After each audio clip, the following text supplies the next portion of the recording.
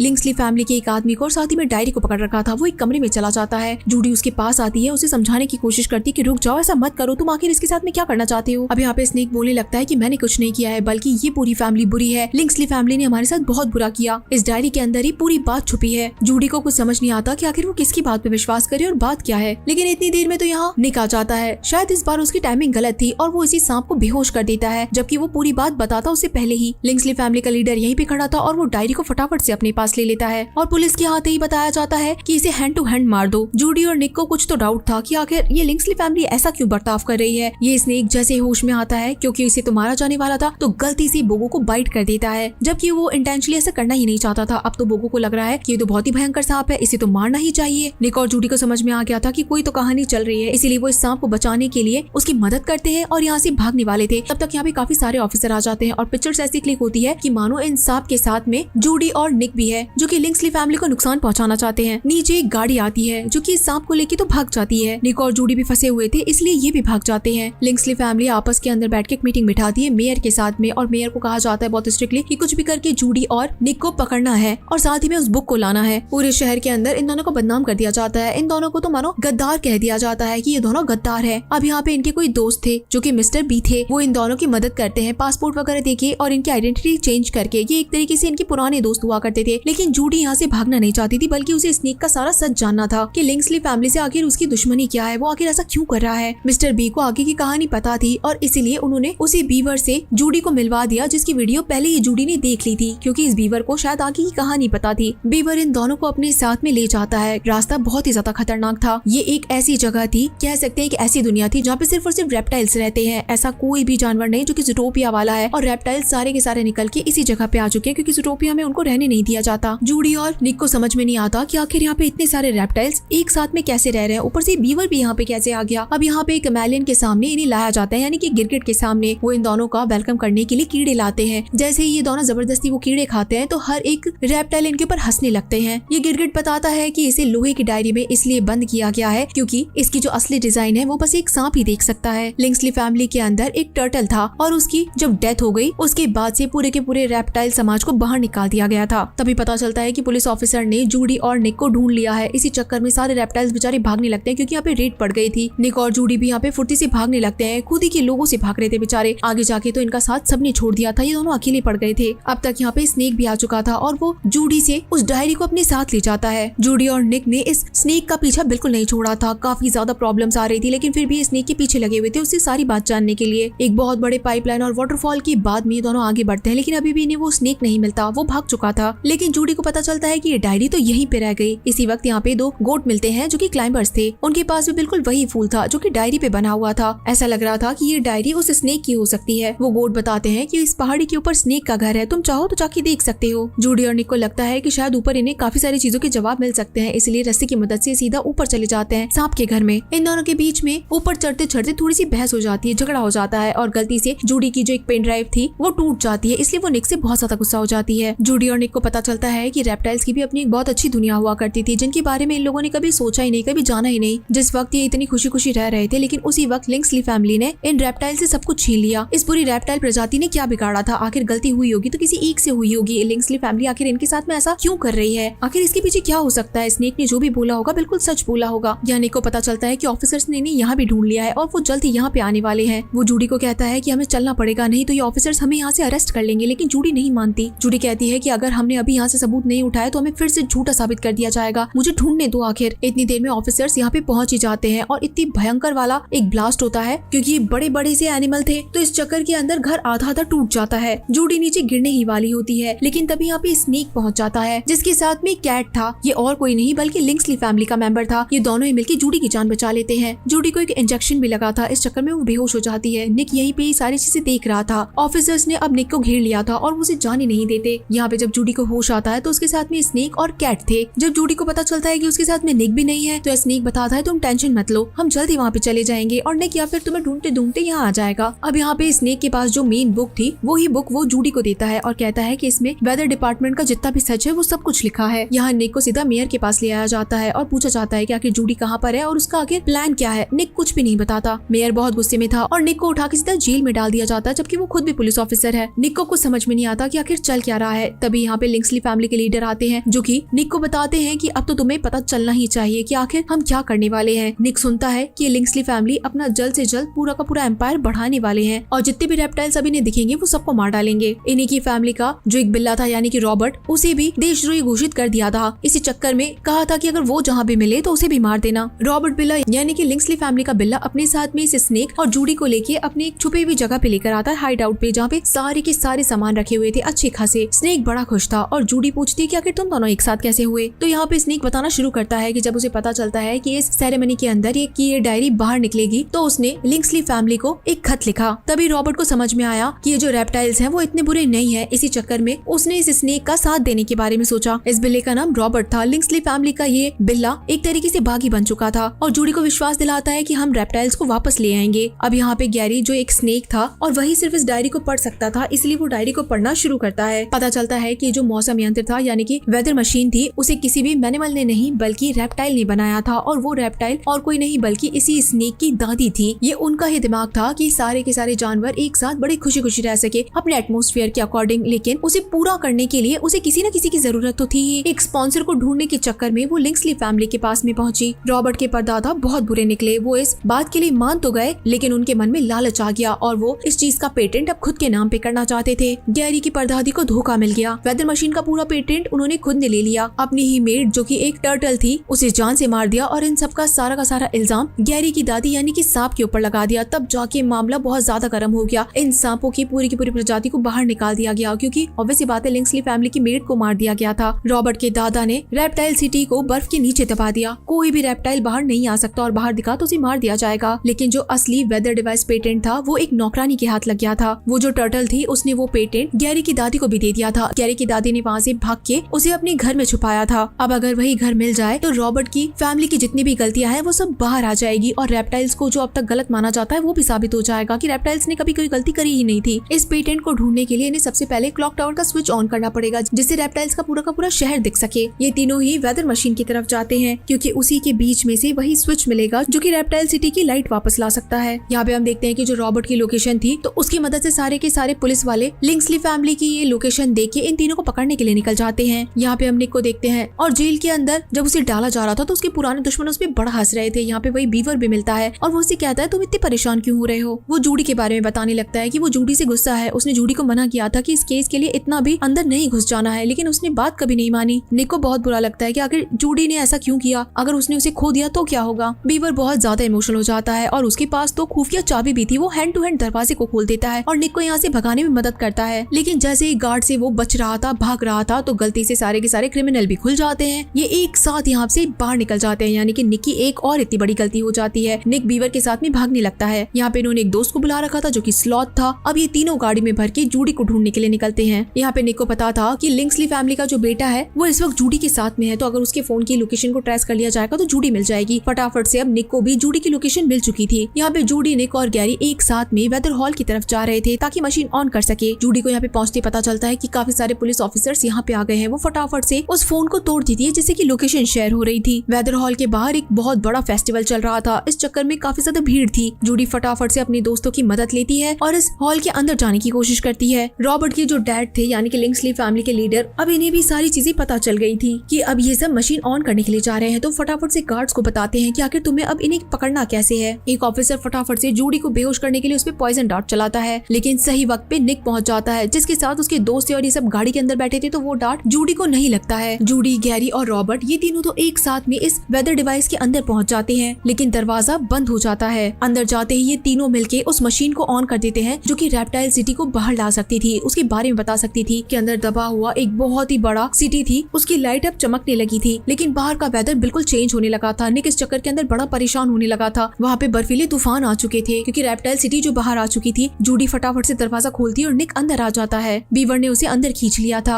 अब यहाँ पे निक तो अंदर आ चुका था, लेकिन सबसे बड़ी चीज रिवील होती है कि जो रॉबर्ट था ये बहुत बड़ा धोखेबाज था, एक नंबर का विभीषण था। उसे तो बस कैसे भी करके उस बुक के बारे में पता करना था और जूडी के साथ रह के उसने ये सारी चीजें पूरी कर ली थी। वो जूडी को एक बेहोशी का इंजेक्शन लगाता है और वहाँ से निकलने की तैयारी करता है। गैरी को ये बात बहुत बहुत ज्यादा भयंकर बुरी लगती है और वो रॉबर्ट के ऊपर हैंड टू हैंड अटैक करता है, लेकिन रॉबर्ट उसे उठा के फेंक देता है ताकि वो ठंड से मर जाए। रॉबर्ट कहता है कि अब फैमिली के अंदर सब मेरी इज्जत करेंगे जब ये चीज उनके सामने मैं लेके जाऊंगा। मैं असल के अंदर सारे के सारे पेपर से चला दूंगा। जूडी उसे बहुत समझाती है कि नहीं, तुम्हारी फैमिली ने जो गलत किया वैसा तुम क्यों कर रहे हो, तुम तो ऐसा मत करो। रॉबर्ट कहता है कि मैं फैमिली जैसा ही तो हूँ, मैं आखिर उनसे अलग क्यों बनूंगा, जैसे वो लोग हैं वैसा मैं भी बनूंगा। वो आगे चाहता है बीवर को भी वेनम इंजेक्शन लगाता है, उसे भी बेहोश कर देता है। निक जहाँ हर तरफ जूडी को ढूंढ रहा था तो रॉबर्ट उसके सामने आ जाता है। निक को नहीं पता था कि रॉबर्ट धोखेबाज निकलेगा, लेकिन उसने निक के ऊपर अटैक कर ही दिया। गैरी पता नहीं कैसे तैसे करके अंदर आता है और फटाफट से जूडी को गर्म करने की कोशिश करता है अपने शरीर से, ताकि एटलीस्ट जूडी जिंदा तो हो जाए। अब तक यहाँ पे ऑफिसर्स पहुंच चुके थे और इन सबको लग रहा था कि वो जूडी को मारने की कोशिश कर रहा है। गैरी बहुत ज्यादा चिल्लाता है कि नहीं, मैं उसे मार नहीं रहा बल्कि मैं उसे बचा रहा हूँ, प्लीज मेरी बात समझने की कोशिश करो। यहाँ पे दूसरी तरफ रॉबर्ट और निक के बीच में भी भयंकर वाली फाइट चल रही थी। निक को पता चलता है कि रॉबर्ट के बैग के अंदर एक एंटी वेनम घुसा हुआ है, तो वो उसको लेने की कोशिश करता है ताकि जूडी की भी जान बच सके। जूडी को असल के अंदर जो वेनम का इंजेक्शन लगा था वो सिर्फ और सिर्फ इस एंटी वेनम इंजेक्शन से ही बच सकती थी। नीचे से गैरी यानी कि वो सांप चिल्लाता है निक की तरफ कि वो इंजेक्शन जल्दी नीचे फेंको। निक की फाइट इस बिल्ली के साथ में हो ही रही थी और वो इस इंजेक्शन को पाना चाहता था। निक कैसे तैसे करके इस बिल्ले से उस इंजेक्शन को ले लेता है और बस नीचे फेंकता है। नीचे जो सांप था उसने उस इंजेक्शन को पकड़ लिया और वो जूडी को लगा देता है ताकि जूडी वापस से जिंदा हो सके। जूडी जैसे ही होश में आती है उसे पता चलता है कि निक की हालत बहुत ज्यादा खराब है, वो गिरने वाला है, मरने वाला है। फटाफट भागती है और अपने सांप जो उसका दोस्त बन चुका था उसकी मदद से निक को भी बचा लेती है। रॉबर्ट यहाँ से नीचे गिर जाता है। बीवर को भी एंटीडोट लगा दिया जाता है जिससे बीवर भी जिंदा हो जाता है। निक और जूडी काफी टाइम बाद में एक साथ मिले थे और दोनों एक दूसरे को देख के बहुत ज्यादा इमोशनल थे कि आखिर एक दूसरे से दूर ही क्यों हुए और अब जब साथ है तो कभी दूर नहीं होंगे। लेकिन प्रॉब्लम अभी भी खत्म नहीं हुई है क्योंकि रॉबर्ट अभी भी जिंदा है और वो जो ओरिजिनल पेपर्स है उसे जलाने के लिए भागने वाला था। जूडी अपने सारे दोस्तों के साथ में इस रॉबर्ट का पीछा करने के लिए जाती है। रॉबर्ट को अब उसकी पूरी की पूरी लिंक्सली फैमिली ने पकड़ लिया था और जब उसे धोखेबाज कहा जा रहा था तो रॉबर्ट कहता है कि मैं बिल्कुल आपके लिए सारा काम कर रहा था, आपको क्या लगा कि मैं आपको धोखा दूंगा, बिल्कुल ऐसा नहीं है, मैं तो बल्कि उनसे इन्फॉर्मेशन निकलवाने के लिए गया था। वो अपनी फैमिली को बताता है कि ओरिजिनल पेपर रेप्टाइल सिटी में छुपे हुए हैं। वो सारी चीजें और किसी ने नहीं बल्कि गैरी की ग्रैंड माँ थी। अगर हम उन्हें जला देंगे तो ये सारा क्रेडिट हमेशा हमेशा के लिए हमारा ही हो जाएगा। मेयर वहीं पे था, उसने सारी बातें सुन ली थी, लेकिन लिंक्सली फैमिली के सामने आखिर वो क्या बोलता। लेकिन अब तक यहाँ पे स्नेक, बीवर सब पहुंच चुके थे जो कि लिंक्सली फैमिली के ऊपर अटैक कर देते हैं। निक और जूडी तो रॉबर्ट को रोकने चाहते हैं। ये दोनों ही ट्रक की मदद से सीधा रॉबर्ट को पकड़ लेते हैं। यहाँ पे एक गजब का चेजिंग सीन होता है। ये दोनों ही हारते हुए नजर आ रहे थे, लेकिन गैरी और बीवर के आते ही ये दोनों रॉबर्ट को पकड़ लेते हैं और रॉबर्ट को कैसे तैसे करके उसे बांध देते हैं। और यहाँ पे दूसरी तरफ जब मेयर को लिंक्सली फैमिली का सारा सच पता चलता है तो वो भी चुप नहीं बैठता बल्कि इस पूरी फैमिली को बहुत बुरी तरीके से मारता है। गैरी फटाफट से अपने सारे दोस्तों को अपने पुराने घर पे लेके जाता है जहाँ पे उसकी सारी यादें ताजा हो जाती है, कैसे यहाँ पे इनका बचपन बीता था। यहाँ पे अभी उन्हें डॉक्यूमेंट्स के अंदर गैरी की जो परदादी ने बनाया था एक डॉक्यूमेंट यानी कि वेदर मशीन का पेटेंट वो इन्हें मिल जाता है। रॉबर्ट अभी भी मरा नहीं था, भागा नहीं था, बल्कि वापस से इनके पास आ जाता है। वो इन सबको मारने ही वाला था, लेकिन इतनी ही देर में सारे ऑफिसर्स आ जाते हैं और इस रॉबर्ट को बहुत बुरी तरीके से पटक के मारते हैं। अब जाके पूरे शहर को पता चलता है कि जूडी और निक ने मिलकर एक बहुत बड़ी गुत्थी सुलझा ली थी। लिंक्सली फैमिली का सारा सच बाहर ले आए थे। वेदर मशीन का जो असली क्रेडिट है वो जिसे मिलना चाहिए था उसे मिल गया था। सारे के सारे रेप्टाइल्स हैं उन्हें वापस से इज्जत मिल चुकी थी, उन्हें वापस से शहर में ले आया गया था। अब सारे एनिमल्स और रेप्टाइल्स एक साथ में रहने लगे थे। सब कुछ हुआ था जूडी और निक की जोड़ी के चक्कर में। इन दोनों की जोड़ी एकदम हिट थी। गैरी ने अपने घर पे एक पार्टी रखी थी जहाँ पे उसके सारे के सारे फैमिली मेंबर्स लौट आए थे। इसी के साथ हम फर्स्ट मूवी की जो विलन थी उसे देखते हैं, बेल को, जो कि भाग रही थी, लेकिन फिर से जूडी और निक ने उसे पकड़ लिया था। इसी के साथ ये बड़ी अमेजिंग मूवी यहीं पे खत्म हो जाती है। तो गाइस आप सभी लोगों को ये मूवी कैसी लगी मुझे जरूर बताइएगा। तो चलिए फिर मिलते हैं आप सभी लोगों से अगली मूवी में, तब तक के लिए टाटा।